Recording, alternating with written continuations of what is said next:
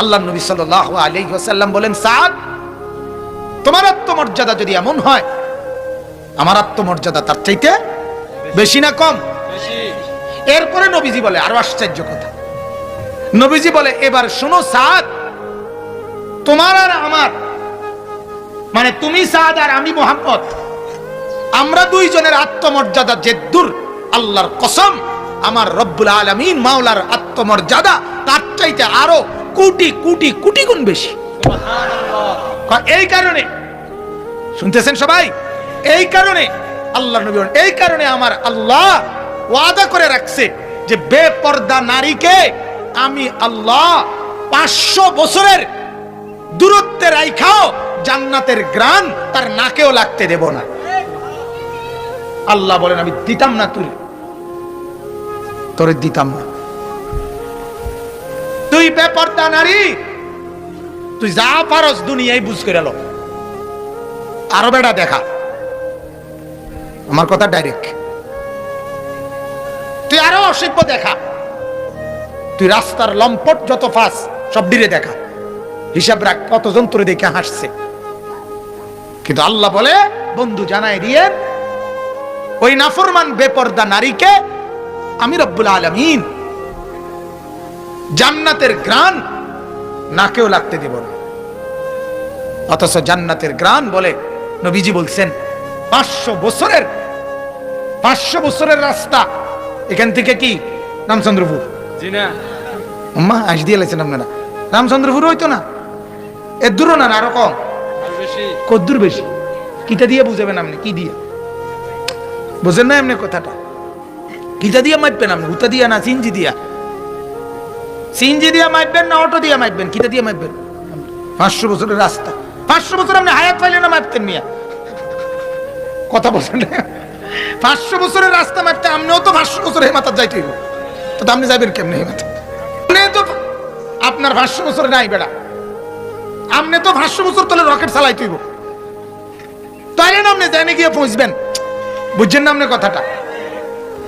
ঠিক আছে, আপনি রকেট দিয়ে চালাইলেন, কিন্তু 500 বছর তো কি করতে হইব আপনার চালাইতে হইব। যাই হোক, বুঝাইলাম আর কি। 500 বছরের রাস্তা, আল্লাহ নবী বলেন দূরে থাকতেই জান্নাতের গ্রান নাকে লাগে। নাফরমান বেপর্দা নারী সেই গ্রানটুকুও পাবে না। এটা আল্লাহর আত্মমর্যাদা, গায়রত। আল্লাহ বলে, দেব না তোর, আমার জান্নাত এত সস্তা না, আমি তোর মতো নাফরমান মহিলাকে আমার জান্নাতের গ্রানও লাগতে দেব না। হ্যাঁ, আপনারাও আপনাদের বিবিদেরকে বলিয়েন বুঝায়া, আপনারাও আপনাদের মেয়েদেরকে বলিয়েন বুঝায়া যে মা, দুনিয়া যে দূর তামসা করে লো, শেষ, এনে শেষ। বিবিরে বলে নাও, বউ যে দূর পারো বেডি চাইয়া রং, নাটক, সিনেমা, টেলিভিশন, নর্তকীর নাচ, যা পারো আরো ভালো মতে, দরকার হলে ভাত কম খাও, নাস্তা খানা বন্ধ করে দাও, এক বেলা খানা কমাইয়া টেলিভিশন সাউন্ডের মাত্রা বাড়াইয়া দাও, কারণ দুনিয়ায় যা পাও শেষ, এখানেই ভোগ করেছে। আমার মনে আছে, আমি একবার এক জায়গায় দুপুরবেলা দাওয়াত খাইতে গেছিলাম, যে ঘরের সামনের রুমে ভাত খাইছি ওই ঘরে টেলিভিশন, তো খানার পরে বাহিরে বেসিন, হাত ধোয়ার, তো আমরা সবাই বাহিরে গেছি, হাত ধুইতাম, তো বাড়িওয়ালা আবার আঙ্গুর না কি জানি মনে খাওয়াইবো, আবার ডাকছে, ভিতরে আইতাম, কইছে আমার, আমি ভিতরে আবার হাত ধুইয়া ভিতরে ওই রুমে, যে রুমে খাইছি, আবার ঢুকে আইতে চাইতেছি, দেখছি ঢুকতে ঢুকতেই বেডি, ঘরের বেড়ার বউ দিছে দৌড় আবার, মানে এই ফাঁকে 5 মিনিট বা 3 মিনিট কদ্দুর টেলিভিশন চাইছি বেডি। বিশ্বাস করেন হুজুর, আমার মতো এত বড় হুজুরের সামনে মিশা কথা কম যেত না। মানে ওই যে বাড়ির কলজারের মধ্যে কি নাই, সুখ নাই তো দুঃখ, ভাতটাতে খাবাইতে আছে মনে বিষ খাবাইতে আছে, যে হুজুর কোন সময় কি খাইয়া যাইব, বাকিটা চাইতো বিল্লাহ। আশ্চর্য, আমার চোখে দেখা মিয়া, এই 2-3 মিনিটের লেগে বেডির আবার কদ্দু চাইয়া গেছে, আর আবার বন্ধ করে দিচ্ছে তো। হা হা, কি পরিমাণ ডাকাত, কি পরিমাণ নির্মম, কত নিকৃষ্ট, আপনি চিন্তা করেন। এই জন্য বলতেছিলাম আসলে এটা গায়রত, আত্মমর্যাদার ব্যাপার, আত্মমর্যাদা। রিজিক, খাবার, সেটা বিরিয়ানি হোক, খিচুড়ি হোক, যাই হোক, এটা আত্মসম্মানের ব্যাপার। আমার জন্য রিজিক যদি বরাদ্দ থাকে, আমি মাটির তলে গেলেও খাইতে হবে আমার। কথা বলেন না? আল্লাহর নবী সাল্লাল্লাহু আলাইহি ওয়াসাল্লাম বলেন, ওয়াল্লাহি লান ইয়ামুতা নাফসান হাত্তা তাস্তাকমিলা রিজকাহা। আল্লাহর নবী বলেন, আল্লাহর কসম, একটি নফস, একটি প্রাণ মরবে না ততক্ষণ পর্যন্ত তার জন্য বরাদ্দকৃত রিজিক পূর্ণ না করে, আল্লাহর নবী বলেন, কসম করছি উম্মত কেউ মরবে না রিজিক না খাইয়া, রিজিক পূর্ণ না করে। এটা নবীজির হাদিস, আল্লাহর নবী সাল্লাল্লাহু আলাইহি ওয়াসাল্লামের হাদিস, ইন্নার রিজকা লা ইয়াতলুবুল আবদা কামা ইয়াতলুবু আজালু। নবীজি বলেন, কোন ব্যক্তিকে রিজিক এভাবে তালাশ করে বাহির করে, কারো মৃত্যু তাকে যেভাবে তালাশ করে বাহির করে। মৃত্যুকে খবর দিতে হয় না আপনারা নিজে আইয়ে? কথা কন না?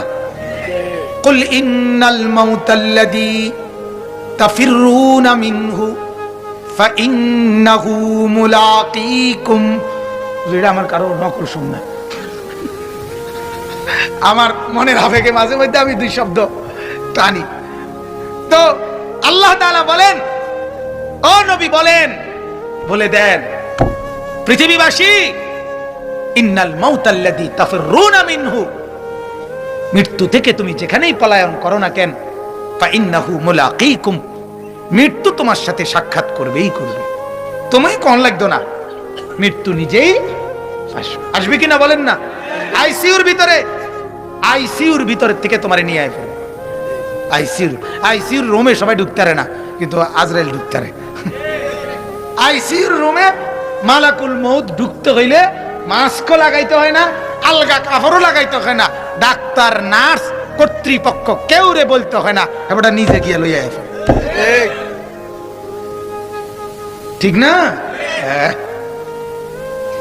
সবাই যাচ্ছে যাচ্ছে জায়গা, মালাকুল মউত গেছে কখন, লইছে কখন, কেউ টের পাইছে না। মালাকুল মউতের আল্লাহ তাআলা বলেন মৃত্যু আসবেই। তো নবীজি বলেন, মৃত্যু যেভাবে তালাশ করে বের করে রিজিক, সেভাবেই কি করে তালাশ করে বের করে। এটার জন্য জান ফানি করে লাউন, এটার জন্য মরি বাসি একেবারে যুদ্ধের ঘোষণা দেওন, যে জীবনে আছে কি যে কোনো মূল্যে শিক্ষার দরকার হলে মার ফেটেতে ফিরে যত শিক্ষার না, এত বেশি শিক্ষাররা হইল খিচুড়ি খাইল। জীবনে আছে কি দেখাইয়া ছাড়ুন, খিচুড়ি কেমনে খাবে না, বাচ্চা থাকলে বিরিয়ানি খাইয়া ছাড়ুন, মরছি আর বাচ্চি। এটা এত এত কঠিন সাধনা করার বিষয় না, এত সাধনা করার দরকার নাই। এটা ফয়সালা থাকলে আসবেই আসবে, ঠিকই না বলেন না? আল্লাহ তাআলা কোরআনে বলেন, এটা আমি আল্লাহ আমার উপরে ফরজ বানিয়ে নিলাম, আবশ্যক বানিয়ে নিলাম। ইল্লা আলাল্লাহ, এই আলাটা ফরজের জন্য আসছে, বুঝাবার জন্য। তো আল্লাহ বলেন শুধু রিজিক দেব, এটা এরুম না। কথাটা বুঝছেন?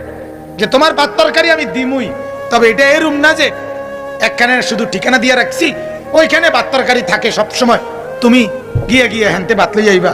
আল্লাহ কয় না, এটাও না, এটাও না।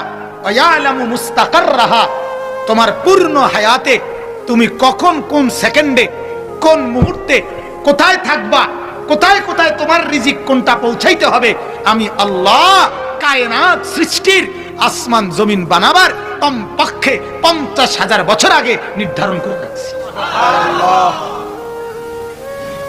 ইয়ালামু মুস্তাকাররাহা ওয়া মুস্তাওদাআহা, শেষ পর্যন্ত তোমার দাফন হবে কোথায় সেটাও আমি আল্লাহ তাআলা আগে থেকে কি জানি। কুল্লুন ফি কিতাবিম মুবিন, আল্লাহ বলে তোমার রিজিকের সবকিছু আমি আল্লাহ সুস্পষ্ট কিতাবের মধ্যে লিখে রাখছি। কি করে রাখছি? লিখে রাখছি। তাহলে এই 6 মাসে আমি একজন মানুষের, আমি গতকালকে রাত্রে ছিলাম 2500 নারায়ণগঞ্জ, আজকে এনে আনি। কথাটা বুঝছেন? আমি আগের দিন ছিলাম সাতক্ষীরা, পরের দিন ছিলাম হাটহাজারী, চট্টগ্রাম, এমন বয়ানেও গেছি। আগের রাত সাতক্ষীরা মাহফিল করছি, পরের রাত মাহফিল করছি চিটাগাং। তাহলে ফেরেশতা যদি শুধু আমার ভাত তরকারি ওনার হাতে দায়িত্ব দিত, উনি আমার কি পরিমাণ ধমক দিল, বেটা বাদ দুগা লইয়া তোর ফিসে ফিসে বেটা এইভাবে ঘুরতে আছি, বেটা বেটা তুই বেটা কিতা শুরু করছ বেটা, ঠিক কিনা কইব কিনা কন? বাদ দুগা নিরিবিলি খাইবি এক জায়গায় বইয়া, কি আজ ঘেনে কালিকা হেনে, আরে কিতারে কি শুরু করছিস বেটা তুই আমারে, বেটা আমার আর কাম নাই, আমি বুঝি তোর বাতলাই লইয়া আরো সারা দুনিয়া। আল্লাহ তাআলা বলে বান্দা ফেরেশতা চিন্তা করতে হয় না, আমি এটা আগেই ঠিক করে রাখছি। সাতক্ষীরায় তোমার রিজিক কি, চিটাগংয়ে তোমার রিজিক কি, কখন তুমি থাকবে কোথায়, খাবে কোথায়, কি খাবে না খাবে, আল্লাহ বলেন এটা আমি আগেই কি করে রাখছি, নির্ধারণ করে।